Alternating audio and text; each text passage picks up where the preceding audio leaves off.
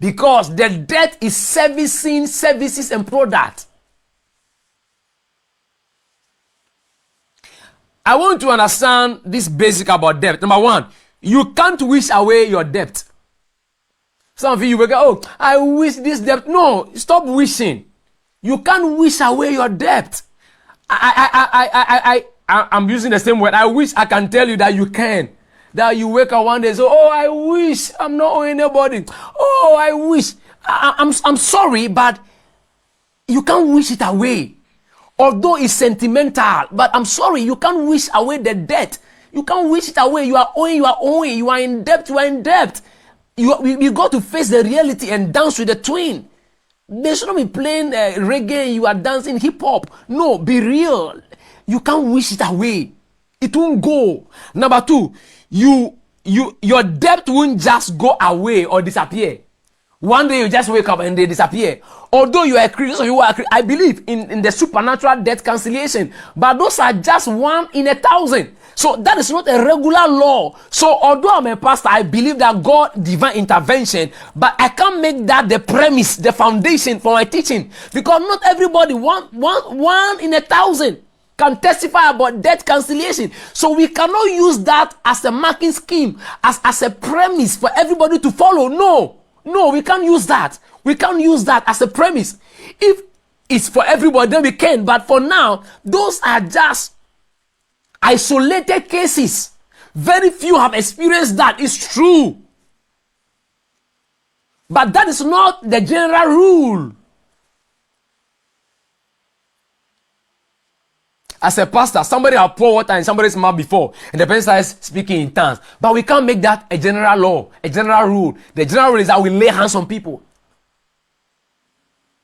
So we must be careful that those of you who are Christians, oh, pastor, you can wake up and to disappear. I know that, but you see, I'm being practical. I told you, I am not a mystical and a theorist. I'm a practical, a pragmatic individual. Let's be mathematical, scientific about this thing. So you can't wish away your debt. Number two, you cannot just wake up one day and then your debt disappear. No. Number three, you cannot exit debt without a plan. You cannot come out of debt without a plan. Show me the plan. Like I spoke about, one of the bad money habits many of us have is that why the loan you went for became debt is because when you were going for the loan, you really didn't sit down to decide and find out how you are going to pay. There was no regulated, regimented plan. Practical plan. That's why the next time you are going for a loan, please sit yourself down. Invite yourself to a meeting. I do that. Invite yourself to a meeting. Sit with yourself and ask yourself convicting questions. Answer it. When you arrive at the answer, then you can start. It's just like, how do a business start? A business will only start when, number one, you identify a problem. Number two, you are prescribed the solution. And number three, you are ready now to offer solution. That's when a business starts, because every business is solving a problem. You are in business because you are solving a problem. So if we don't know what problem your business is solving, I don't think you are in business, because you should be solving a problem. So you can't exit debt without a plan. No. Please, believe you me, I beseech you. Do you want to come out of your debt? There must be a plan. You must draw a plan. We must write a plan that can lead you.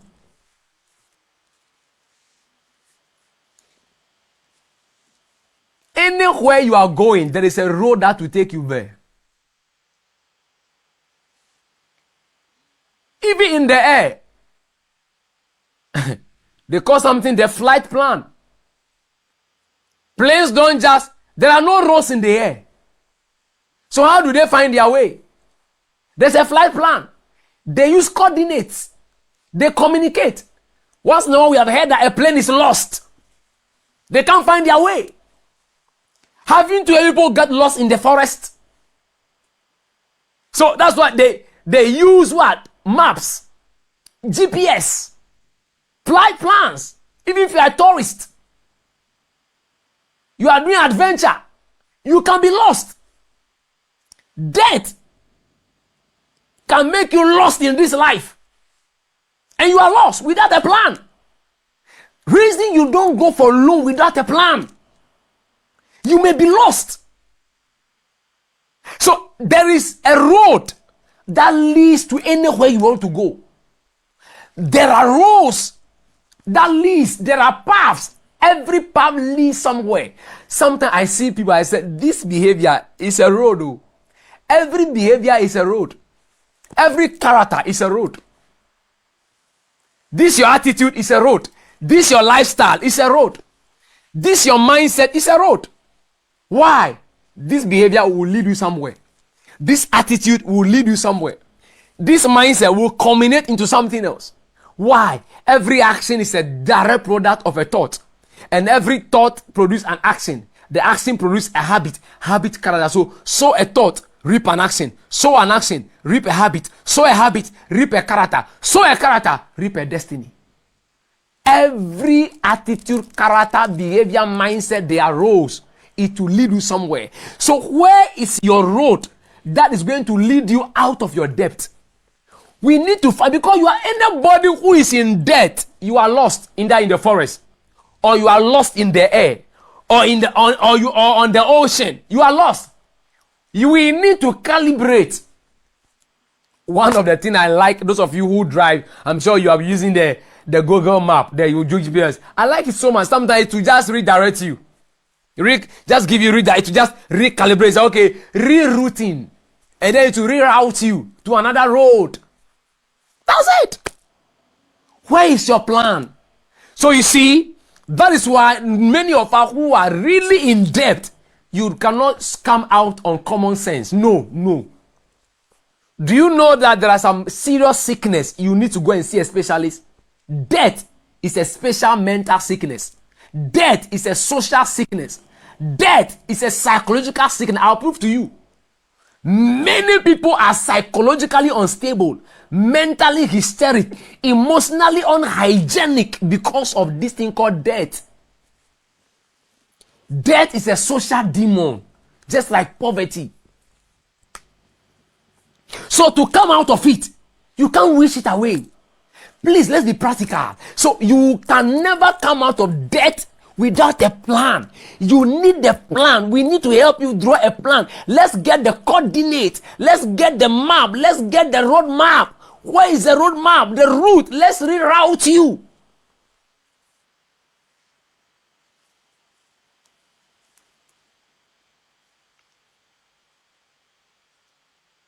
You need a pragmatic and a workable plan to exit debt. What are the first things you need to? Number one, face yourself. I said invite yourself to a meeting. You want to come out of debt? There's a plan. We need to develop a plan for you. But the first step is that face yourself. Know your total debt. If I ask you how much are you owing, you ask people and they are guessing. How do you guess how much you are owing? If you don't know how much you are owing, how do you even come out? Please know. Don't do guesswork. Sit down. From individuals to institutions to companies to banks. Let's tabulate it. Let's write it. How much are you owing? Make a list from ascending or descending order. Whichever order you want to use, whether ascending order or descending order. But sit down. Today, sit down, pen. Make a list of your debt. How much am I owing? Who am I owing? Don't do guesswork. Because sometimes we ask people in consultation, how much? So I think, oh no, you cannot be guessing how much you owe. You must be practical, be realistic. No, really, face it. You are either going to use the principle of osmosis or the principles of diffusion. You know osmosis from the region of what? And then diffusion. Diffusion from the region of what? High concentration to what? Slow concentration. Or the region of what? low concentration to high concentration. So either the principle of diffusion, where you want to start paying the big one, you have cash, big money, pay, start with the big one, or you want to use the principle of what? Osmosis. From the region of what? Small concentration to higher concentration. Any of these principles, we use it to help people deal with debt.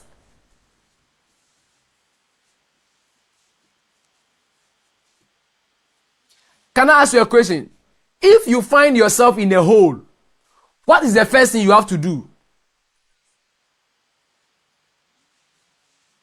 If you find yourself in a hole, the first thing you have to do is to stop digging. We see people, you are in a hole and you are still digging. How do you come out? So if you are in debt, you're already in a hole. Stop accruing more debt. Stop piling more debt. Because once you are in a hole, the first thing you must do is that you have to stop digging. Stop, don't dig again. Make sure you are not digging. But many of us, by our action, we keep on digging. And the reason is simple: lack of financial intelligence. You see, money problems can only be solved with financial intelligence. If you lack financial intelligence and you are trying to solve money problems, you are going to make money mistakes. And it is in the making of the money mistakes that lands us into irrecoverable debt. I will rewind.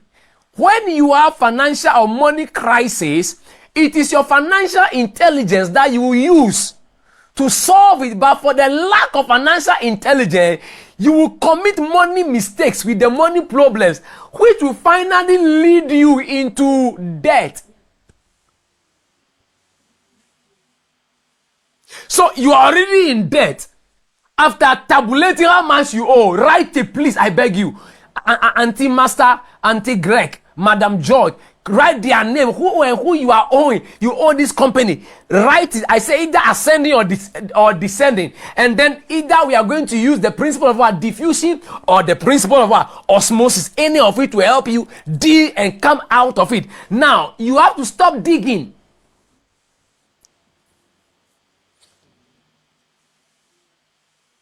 Number two, you can use the principle of Jonah.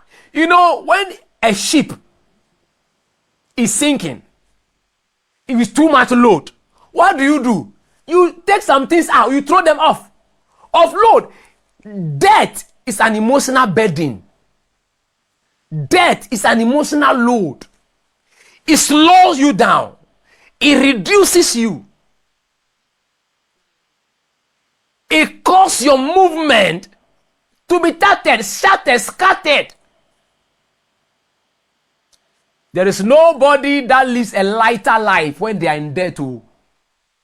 Nobody waits and you feel very light and very exciting when you are really in debt. No, it weigh down on your speed, on your velocity, on your movement. Debt is a load. So you see, the more you offload the debt, you take it off, the better your life is becoming. Like I said, that debt can affect you psychologically, mentally, emotionally.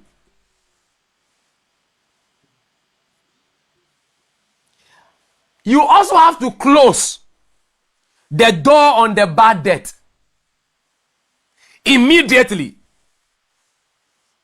How do I mean? Your list should not be increasing. Your list should be decreasing. It means don't add. After making the list of how much you are owing, your list should not be increasing. Your list should be decreasing. Your list should be decreasing.